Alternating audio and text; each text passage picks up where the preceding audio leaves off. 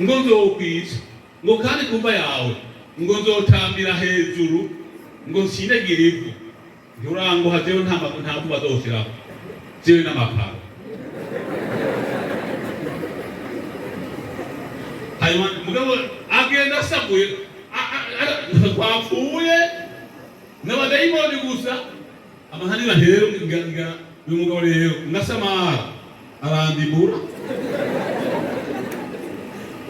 ndaza imbere y'Imana ndasenga, ndagira amasengesho y'ikibiriraho, ndasenga nyuma ndaho rero n'uwundondera ndi kure simboneka, nta n'amatelefone yari bwaboneke batugore niyo bigeze oya ntitari bwaboneke.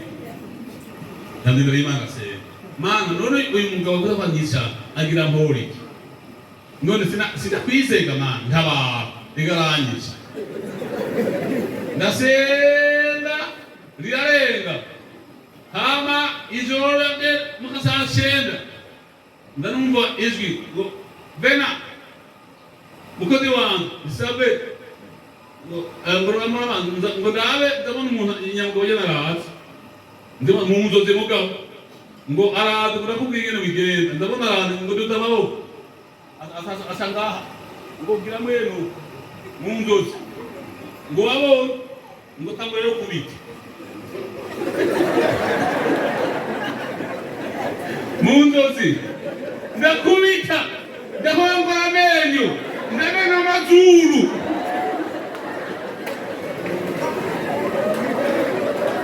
mu nzozi ndakubita mu muhanda hose ndamenagura. Ngo rero ngogenda rero ndamuhaye isizi amasengesho asarahera, ndabwira madame mama Bera murere ubuyi ndakubise umurotsi,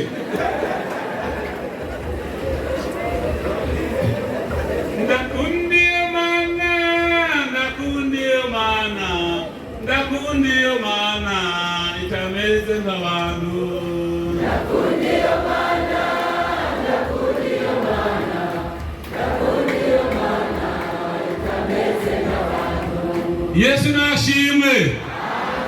Twumvira Imana twizera n'umunyabushobozi, ibyo biduhagaze imbere nk'imisozi Yesu azobisenyura, kuko Yesu ni muzima kandi azobihindura. N'ibyo ubona gishoboka niwayizera ukayumvira azobiroranya. Ntazaguteye intege nke, ntazaguteye kwihebura, ntazaguteye kugenda mu bwenge bw'Imana, kunembere y'Imana.